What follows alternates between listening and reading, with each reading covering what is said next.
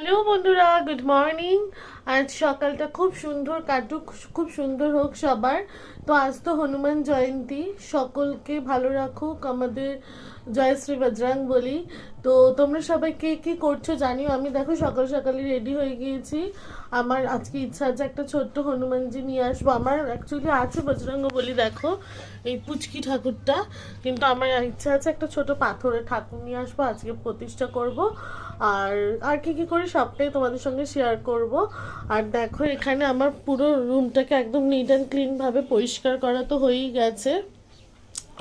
সকালবেলা উঠে সমস্ত কিছু পরিষ্কার করে নিয়েছি। এই যে গাছে আজকে আর জল দিইনি, ব্যালকনিও ঝাড়পোছ করে একদম সমস্ত কিছু পোছাপুছি করা হয়ে গেছে।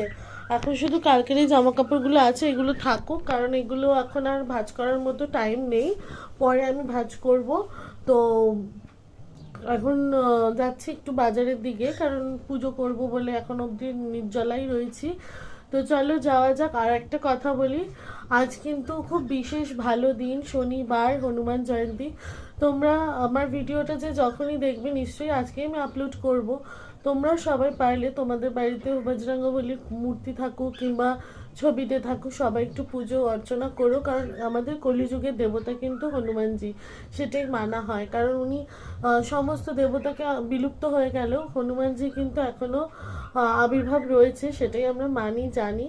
তো যেটুকু জানি সেটুকু বললাম। তো যদি ভুল কিছু বলে থাকি তাহলে অবশ্যই কমেন্টসে জানিও। আর এটুকুই বলবো যে প্লিজ বেশি বেশি করে ভিডিওগুলো লাইক কমেন্ট শেয়ার করে দিও।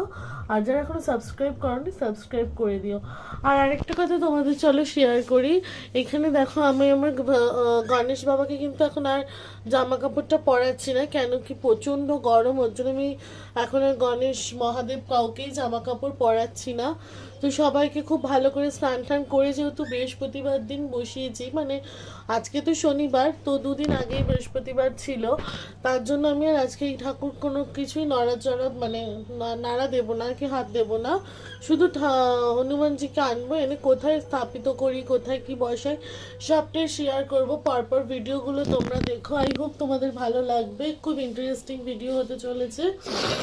আর আমাকে কেমন লাগছে বলো, আমার তো সকাল থেকে আজকে মানে ঠিকঠাক ছিলাম, হঠাৎ স্নান করার পর থেকে এরকম নাকটা ভীষণ সুরসুর করছে, হাঁচড়াচ্ছ হচ্ছে, আর কি করব, কিছু করার নেই। তো যাই হোক চলো এবার বাজারে যাওয়া যাক, কারণ অলমোস্ট অনেক বেলাই হয়ে গেছে, প্রায় 11টা বাজে। আজকে আর রান্নার পর্বে কিছুতে গেলাম না, কেন কি মা দিকটা সামলাচ্ছে, আমি পুজো টুজো দেবো, দেওয়ার পর তারপরে কি করি না করি দেখা যাবে। আর আজকে এমনিতেও কালকে নীল ষষ্ঠীর জন্য আজকে আমাদের বাড়িতে পুরোই নিরামিষ খাওয়া।